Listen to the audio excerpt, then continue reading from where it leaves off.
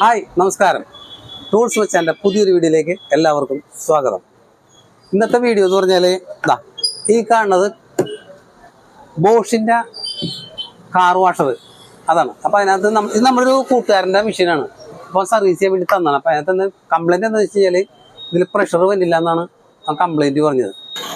അപ്പോൾ ഇതിൻ്റെ കംപ്ലൈൻറ്റ് എന്താണെന്ന് നമുക്കൊന്ന് ജസ്റ്റ് ഒന്ന് അഴിച്ചു നോക്കിയിട്ട് കറക്റ്റ് ചെയ്യാം നമുക്ക്. അപ്പോൾ ഇത് വേറെ കേസുണ്ട്. ഇത് ഈ മോഡൽ അഴിക്കേണ്ടത് എങ്ങനെയാണെന്നും ഇതിൻ്റെ സ്ക്രൂകളൊക്കെ എവിടെയെന്നും ചിലർക്കൊന്നും അറിയില്ല.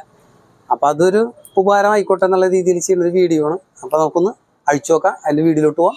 വാ. അപ്പം മെഷീൻ അഴിക്കണേക്ക് മുമ്പ് ഒരു സംഭവം ഞാൻ പറഞ്ഞേക്കാം, ഞാൻ പറയാം, ഇൻട്രൊഡ്യൂസ് ചെയ്യാൻ മറന്നുപോയി. ഇത് ബോഷിൻ്റെ മെഷീൻ. ഇതിൻ്റെ മോഡൽ നമ്പർ വന്നിട്ട് AQT3311. അതാണ് ഇതിൻ്റെ മോഡൽ നമ്പർ. അപ്പം ഇനി അഴിക്കണം. ഈ കാണുന്ന 4 സ്ക്രൂ ആണ് ഇതിനകത്ത് ഈ ഓപ്പൺ ആയിട്ട് കാണുന്നത്. ഈ കാണുക ഇതിൻ്റെ ഉള്ളിലോട്ടൊന്നും വേറെ സ്ക്രൂ ഒന്നുമില്ല. ഈ കാണുന്ന 4 സ്ക്രൂ.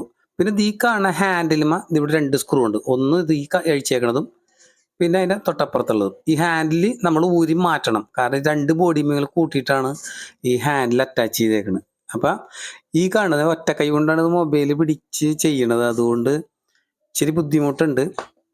അതുകൊണ്ട് അഴിച്ച് വെച്ചേക്കരുത് സ്ക്രൂ, ഒന്നും വിചാരിക്കരുത്. അപ്പം ഇത് ഹാൻഡിലിങ്ങോട്ട് പതിയെ ഊരി മാറ്റിയതാ.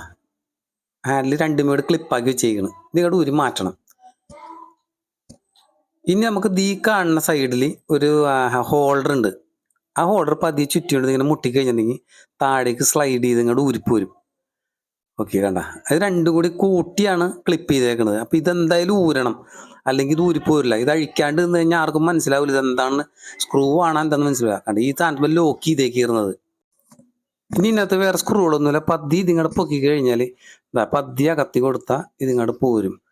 ഓക്കെ, ഞാൻ ഒറ്റക്കൈ കൊണ്ടാണ് പിടിക്കണത്. അതിൻ്റെ ചെറിയ ബുദ്ധിമുട്ടുണ്ട്. കണ്ട, ഇത് പൊളിഞ്ഞു വന്നിട. ഇതിങ്ങോട്ട് ഒരു സൈഡിലെ കവർ നമ്മൾ പതിയെ അങ്ങോട്ട് ഊരി മാറ്റുക. ഇത് അഴിച്ചിട്ടൊന്നുമില്ല എന്ന് തോന്നുന്നു. നിറച്ച് മാറാമ്പലാണ് ഇതിൻ്റെ ഉള്ളിൽ കിടക്കുന്നത്. എനിക്ക് തോന്നണം ആദ്യമായിട്ട് അഴിക്കണമെന്ന് തോന്നണം.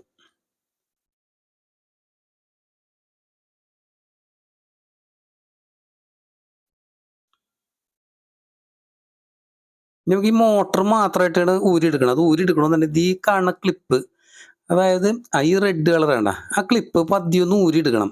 എന്നാലും അതിൻ്റെ ഇടയിൽ കൂടി അത് പോരുള്ളൂ. കാരണം ആ നോബ് അവിടെ നിൽക്കണോണ്ട് ഊരിപ്പോരില്ല. ഈ നോബ് പതിയോട് പിടിച്ച് വലിച്ചാൽ മതി. ഇങ്ങനെ ഊരി കഴിഞ്ഞാൽ ആ സ്റ്റീലിൻ്റെ കമ്പി മാത്രമല്ല, അത് അതിൻ്റെ ഇടയിൽ കൂടി ലൂസാക്കി. ഓക്കെ, ഇങ്ങനെ എടുത്തു കഴിഞ്ഞാൽ ഇനി മോട്ടർ മാത്രമായിട്ട് നമ്മുടെ കയ്യിലിരിക്കും.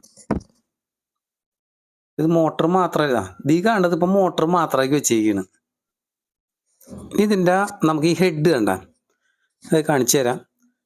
ഈ കാണുന്ന ഹെഡ് നമുക്ക് പതിയെ ഊരിയെടുക്കണം. അതിനകത്ത് 3 എൽക്കി ബോൾട്ട് ഇട്ടിട്ടുണ്ടാവും. എൽക്കി സ്ക്രൂ ആണത്. അതിക്ക് മുമ്പ് ഈ കാണണ്ട, ഇത് നമ്മുടെ മൈക്രോ സ്വിച്ചാണ് ഈ കാണുന്നത്. അത് ഇങ്ങോട്ട് പതിയെ വലിച്ചു കഴിഞ്ഞിട്ടുണ്ടെങ്കിൽ ഇങ്ങോട്ട് ഊരിപ്പോരും. അത് പതിയൊന്ന് ചരിച്ച് പിടിച്ച് വലിച്ചാൽ മതി. പതിയെ ഓക്കെ, അതെ, ഊരിപ്പോകുന്നത്. വെറുതെ പിൻ ചെയ്ത് വെക്കലാണ് ആ സംഭവം. ഇത് മൈക്രോ സ്വിച്ചാണ്. പിന്നെ ഈ കാണുന്നത് ഇതാണ് ഇതിൻ്റെ ലോഡ് വാൽവ് സ്വിച്ചാണ് അതിൻ്റെ ഉള്ളിൽ കാണുന്നത്. അത് അഴിക്കൊന്നും വേണ്ട, കാരണം അത് ഇൻബെൽറ്റാണ് വന്നേക്കുന്നത്.